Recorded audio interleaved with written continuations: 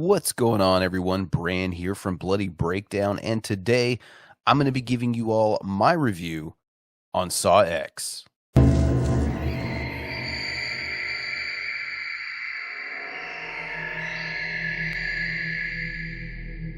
So first and foremost, let me just go ahead and throw myself a party for everyone who is coming into my comment section, my chat saying, Bran, what are you talking about? This movie's going to be called Saw 10, not Saw X. Well, eat shit. I was right. But yes, that's neither here nor there. I just wanted to throw that out there, just kind of, just pat myself on the back, just smell my own ass bit. Yeah. So I did go and check out Saw X last night. I've had not an entire 24-hour period, but I've had several hours to marinate on it. And I guess now is just as good as time as any to let you all know exactly how I feel about it. If you haven't seen it yet, don't worry. I'm going to keep this thing spoiler free. I mostly just kind of want to convey to you all my feelings on it.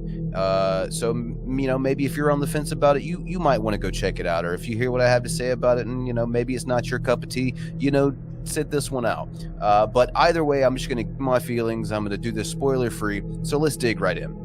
So what we heard about the way that this thing was going to be filmed, the lighting, the coloring, the shots in general, the cinematography as a whole, we had heard about them kind of going back to a more gritty look, a more Saw-esque look with a lot of the filters and colors that were used. That's absolutely the case here. One of the first things that I noticed about this movie is that the cinematography is definitely a throwback to the original Saw films, but it's also just very well done. Like it's nothing that looks like they're just trying to capture that image. They do capture that image. They do it in their own way, and they do it in a way that is very visually pleasing. Even if you're not a fan of the Saw franchise, even if you don't care about, cinematography, it's a very visually pleasing from start to finish. Also, you're talking about the cinematography, the writing, the acting. A lot of these technical aspects, I have to say, are done fantastically in this movie. This is definitely a John-centric film. This is Tobin Bell's movie, and he does an amazing job as to Shawnee Smith, of course, returning as Amanda. Pretty much, looking at as far as the acting in this thing goes, I don't really have any kind of negative thing to say about any performance in this film. I think everyone did their performance justice comparative to what kind of scale character they are in this thing. Just very well done from the technical aspects to the artistic aspects. This film looks, sounds, and is acted incredibly well. Now, as far as the story goes, we had heard going into this thing, this is a midquel, kind of Saw's version of Lion King 1.5, Jackass 1.5, I guess, as it were. This thing comes in between Saw 1 and 2, set in that era. This is, as you may have assumed, very Saw 6-esque in that it does have a statement to say about the pharmaceutical industry, about the medical industry in general, as a lot of Saw movies do, and I think that's something that Saw films tend to be overlooked for. Take Spiral, for example, had a lot to say about, policing in America. These films, you hear a lot of people now talk about, this franchise has gone woke because they're talking about the societal ill or, whatever. But these movies, Saw included, but I speak more broadly like horror, they've been tackling these type of societal issues, since the beginning of the genre, so it's one of those things that if it's done right, it's really amazing. And I think that this film, once again, I think it does an even better job of tackling some of these aspects than Saw 6 did. Which, if you've seen that movie, that's one of the things that you can definitely say about that film is it does an incredible job of tackling some pretty major issues when it comes to big pharma and things of that nature. But yeah, just Tobin Bell, Shawnee Smith do an amazing job of leading this film. I absolutely enjoyed their performances. If you're a fan of the franchise, there are Easter eggs galore in this thing. There, from the music to the visuals, to mentions to characters and things of that nature. There's a lot of references to the franchise, but I think this film could stand on its own, totally, completely, divorced from the entire franchise. I mean, aside from kind of having an idea of who Jigsaw is, everything else is provided for you in this movie. I could say that, and for me, looking at the entire franchise and looking at this film, I have to say, I think this is probably the most well-made Saw film in the entire franchise. Is it the absolute best? It's a little bit hard for me to say. I got to tell you, after I left the theater last night, I kind of, I know I'm going to rank these things. I know I'm going to, eventually go through and re-rank the franchise now that we have this new entry. And I kind of thought where I would put this thing. And I couldn't find me putting it anywhere below third place. Certain parts of me want to put this at number one, but it always lands in the top three no matter what category I'm diving into about these types of films. It's just really, really incredible. I can't really speak highly enough about this thing. I enjoyed Spiral. But I thought it was, still a bit of a departure from the franchise that I know and love, even though I did enjoy it. I wasn't huge on Jigsaw. I think it's, a marginal entry at best. And even though I like 3D, I know a lot of people didn't. So it's been a while since I think this franchise has had a really standout film.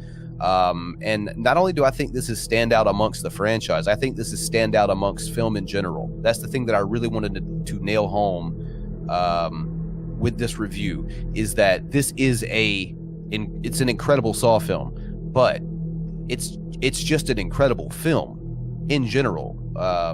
We don't have to go into it's this franchise or it's this genre. This is a good movie. This is a very, very well made, well produced, well written, well conceived film. It definitely justifies its own existence. It has some really amazing moments in it for fans of the franchise, and just, cinema goers alike. I think everybody can really enjoy this thing. People ask, does it have a twist? Of course, I'm not going to tell you, but these movies are kind of known for their twist endings. Yes, it does. It is very effective. And I'll say this too.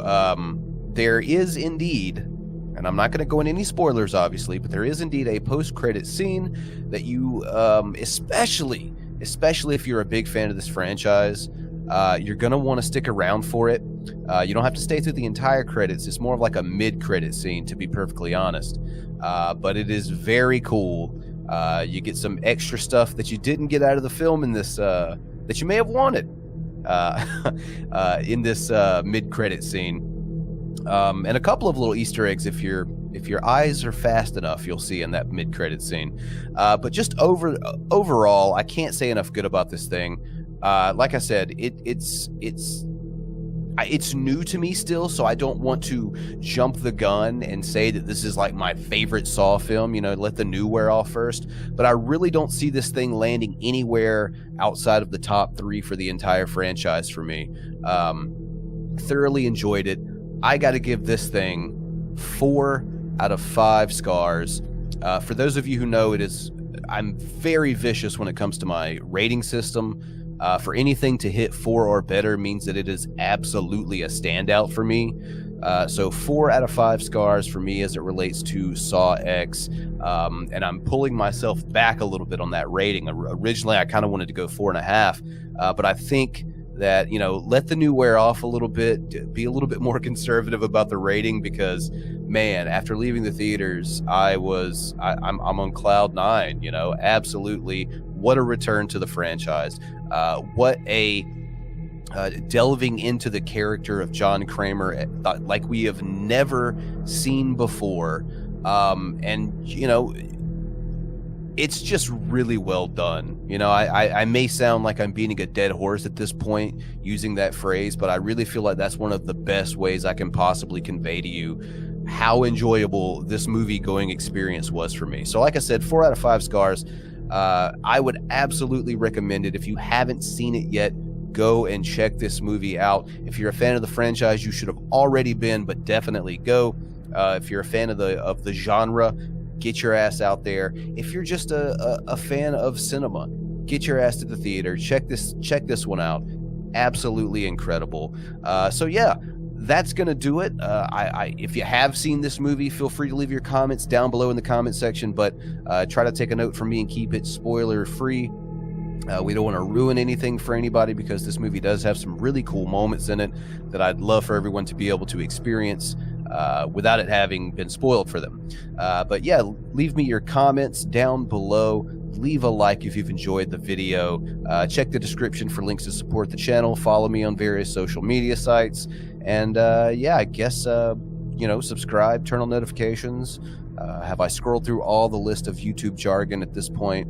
Am I a serious content creator yet? Please allow me to be. So yeah, with that said, I'm Bren from Bloody Breakdown. Let me know your thoughts on Saw X down below, and we'll catch you all next time.